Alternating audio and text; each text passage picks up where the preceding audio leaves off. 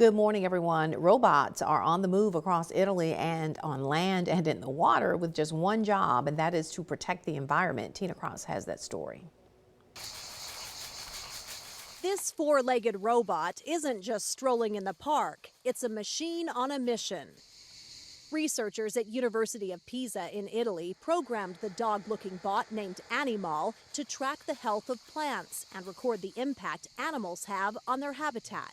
For example, wild boars can ruin the terrain, can ruin the ground and prevent the proper growth of new small plants. Equipped with sensors and cameras, Animal does jobs only people could do before, like measuring the height of trees and tracking conservation efforts. The brainy bot can even go unsupervised, deciding for itself where to explore. He's very agile and is also able to walk over really irregular and rough terrain.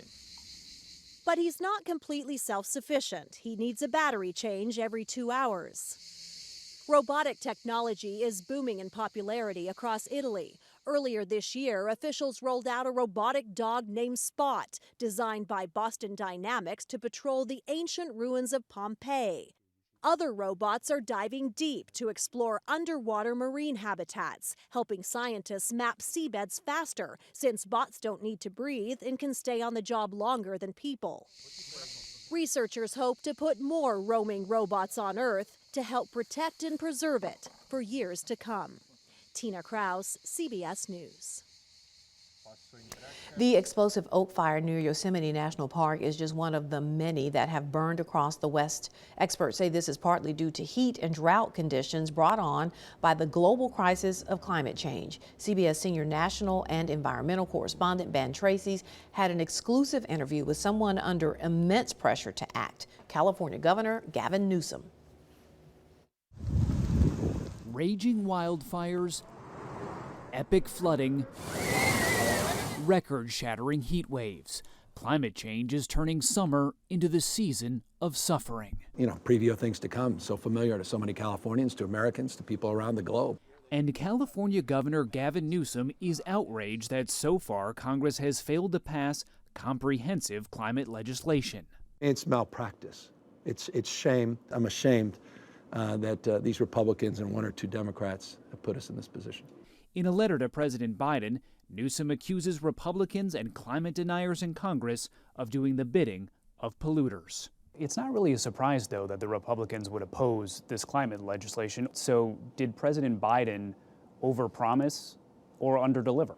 No. I applaud the President of the United States for trying to meet the moment and trying to be honest. This is what it's going to take. We all own this. Democrats, Republicans, House, Senate. So let me be clear. Climate change is an emergency. Despite calling it one, President Biden has not officially declared climate change a national emergency, which could give him more power to combat the crisis. A new poll finds 61% of Democrats think the Biden administration could be doing a lot more on climate. Now California is trying to fill the void. And we in California hope to change the game with unprecedented investments. So it's not just ambition, but we're realizing that ambition. His plan is to spend $54 billion of California's nearly $98 billion budget surplus to combat climate change, including major investments in a West Coast offshore wind industry and technologies to suck planet-warming carbon dioxide out of the air, as well as a fleet of satellites to detect methane leaks. Methane is an invisible gas seen here with infrared cameras. It's 84 times more powerful at warming the planet than carbon dioxide.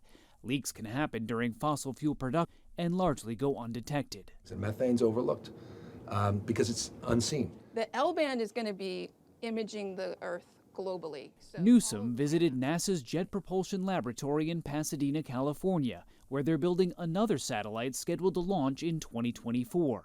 It will collect data on how the planet is responding to climate change, including how fast glaciers are melting in Antarctica and the loss of trees in the Amazon rainforest. Is the idea to make California a bit of a laboratory for the rest of the country? Absolutely. We want to iterate. We want to future-proof this state. We are in a hurry. California is home to nearly 40 million people and the world's fifth largest economy. It's accelerating the transition to electric vehicles by banning the sale of new gas-powered cars and trucks in 2035.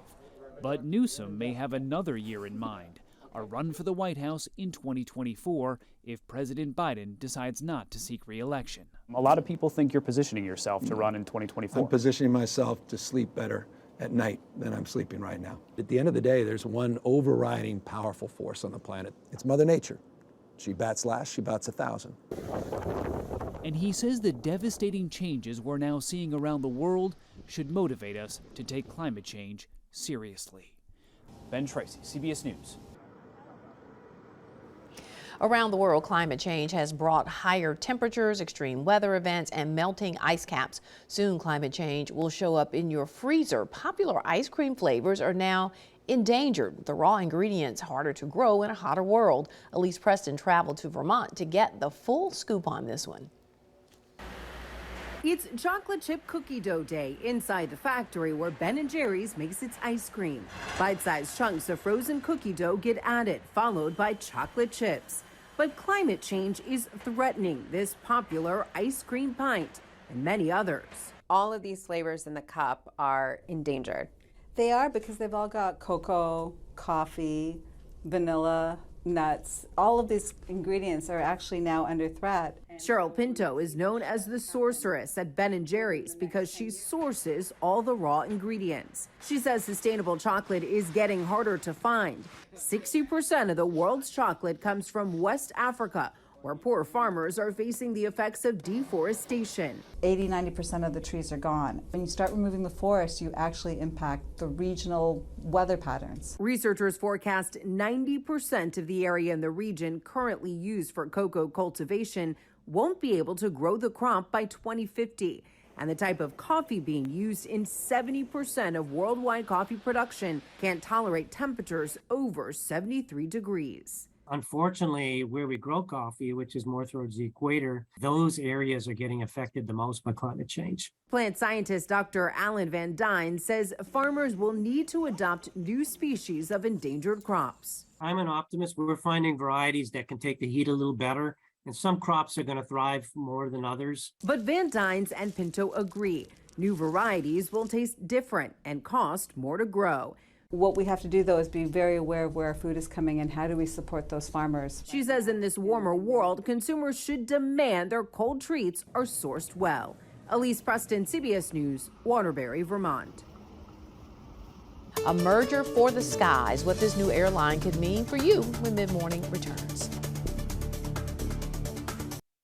All right, welcome back. There's been a big shakeup in the airline industry. Two well-known low-cost carriers are joining forces. Astrid Martinez looks at what it could mean for travelers.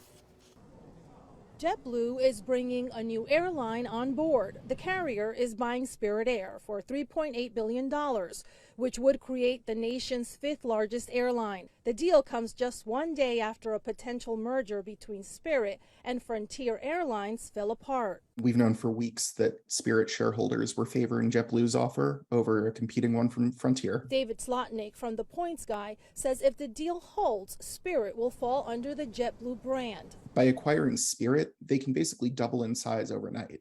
They're going to take on all of Spirit's airplanes, all of their staff, convert everything to the JetBlue style. Under JetBlue, Spirit's rock-bottom prices could go away. The airline is known for low rates and often leads the market when it comes to customer complaints. I hope it makes it better. From my experience, I've never had a good flight with Spirit, so hopefully they make a lot of good changes to that. But this deal is likely to face scrutiny, and it must clear many hurdles before becoming a reality. The Department of Justice is going to have to approve this merger. And this DOJ has stated that it is concerned about approving mergers in highly concentrated industries. The argument here, and the one that JetBlue needs to make to regulators, is that by combining with Spirit, they'll be able to compete with the other big four. So that's American, Delta, United, Southwest. That process will take time. Even if regulators and shareholders approve the merger, their airlines don't expect to operate as a single carrier until 2025. Astrid Martinez, CBS News, LaGuardia Airport, New York. And right now, Memphis is the closest airport for us to get both JetBlue and Spirit Airlines. As more people struggle to make ends meet, a startling number of those newly homeless are baby boomers. CBS's Jonathan Vigliotti takes a look at why older people are now one of the fastest growing groups living on the streets. So this is where you all sleep at night? Yes, this is our sleeping quarters. 65-year-old Maria Negrete, her daughter and granddaughter live in their car on the streets of San Diego Things to shower. after losing their jobs and getting evicted from their apartment. You have been looking for work. Your daughter has been looking for work. How frustrating has that been for you? It's hard because as much as we try, we feel that the system pushes you to the position that we are. Do you see a way off the streets back into a home? No, especially with everything so expensive, like gas, the rent, everything, and that's heartbreaking for me. Negrete is among one of the fastest growing groups of homeless. Baby boomers. Many, like her, worked low-paying jobs and had no savings to fall back on when times got tough. According to research, the number of homeless people over 55 is expected to spike to 225,000 in the next 4 years nationwide, up from 170,000 in 2017. That's a 32% jump. I mean, this is an age, a time in one's life that should be defined by stability. That's what you would think. Teresa Smith started Dreams for Change, an organization that helps the homeless by providing jobs and safe parking for those with cars. Nearly half of her clients are baby boomers. We hear the same story over and over again. I've lived in this place 10, 15 years, and now I have to move because they've increased the rent above what I even earn for a given month. And that crisis grew during the pandemic and has been intensified by record inflation and housing costs. In San Diego, the average two-bedroom apartment is more than $3,700 a month, up 21% from last year. What's your biggest fear, your biggest concern? My biggest concern is that as much as we try, we might be stuck being in the car for a long time. Stuck, like too many other working Americans, with nowhere to sleep at night. For Eye on America, Jonathan Vigliotti, San Diego. When we come back, a conversation with a young legal team making national headlines. Mid-morning, we'll be right back.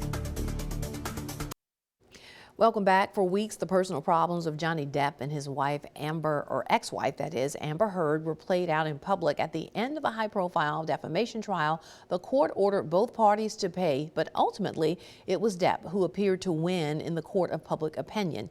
Depp's attorney, Camille Vasquez, said it would not have been possible without her team of young associates. Gail King talked with her about their strategy.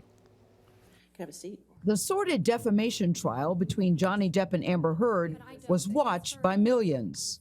Respectfully, that's not my question. But it was Depp's attorney, Camille Vasquez, who appeared to be the breakout star. This certainly has catapulted you to a whole different level. There are now T-shirts that have your face on it, Camille Vasquez. There are mugs. People are coming to you with book deals, I would imagine, TV deals, offers to open your own law firm, which that would be my vote, or to join their firm. How are you handling this newfound fame? Doing my best. It's overwhelming. Is it? I was wondering. It's surreal. I was speaking to some friends last week, and I said, I've had so many pinch me moments. And tell us what it took to defend Johnny Depp, because you seem to be a small but young, mighty team.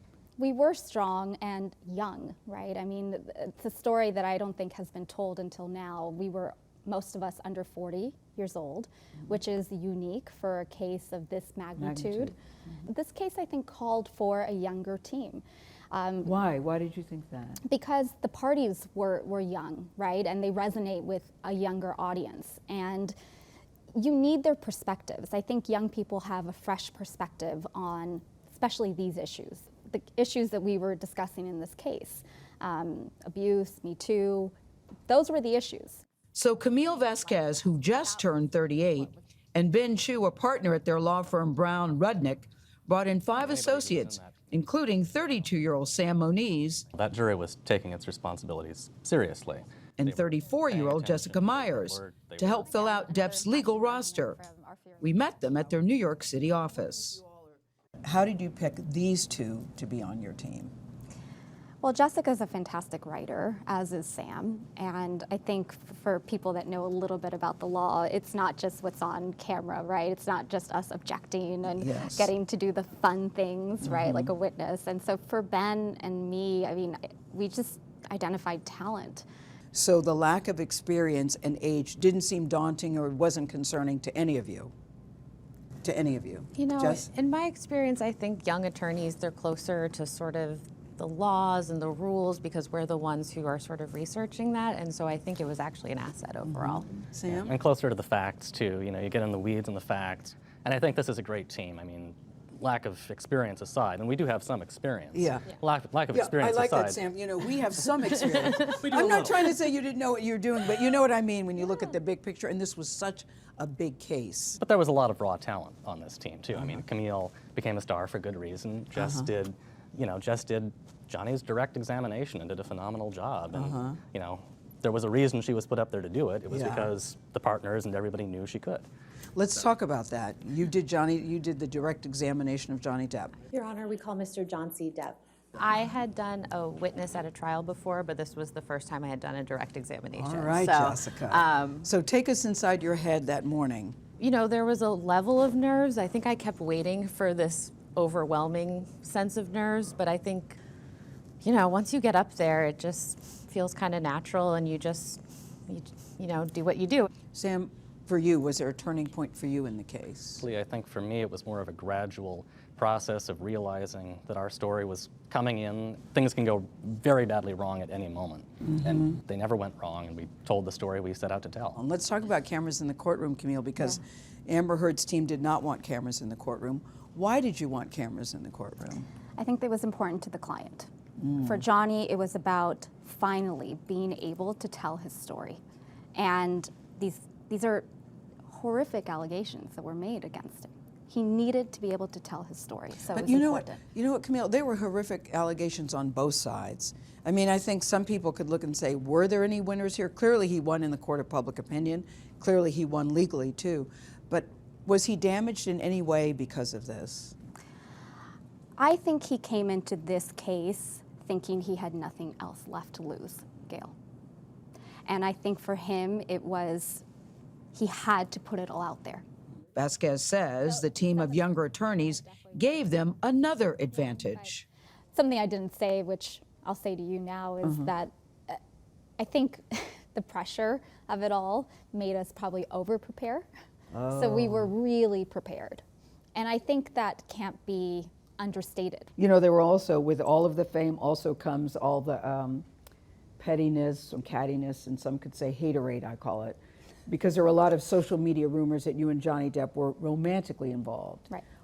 Why do you think those rumors started, and what did you think when you heard them? It was disappointing to hear them, but I think they started because people like love stories. They like to make things up, right? Doesn't mean they're true, and obviously in this case they weren't true, never have been true. I think people thought, well, you know, they are kind of touchy-feely. Sure, but I'm touchy-feely with everyone. I mean, that's just who I am. I'm naturally described as a warm person. And I don't think there's anything wrong with caring for your clients, right? I was fighting for his life, his name. It's perfectly normal, I think, to be able to extend a hand and give him a hug and make him feel like he was protected. We all were that way with him, each other and with him, just supportive and protective. Do you have a long-term goal as you sit here today? I don't have a long-term goal, except I want to continue my practice. I'm a lawyer. When I look at myself in the mirror, I see an advocate. I was born to do this. I really feel that way. You do feel that? I do. When is Vasquez and Associates going to open? I'll let you know.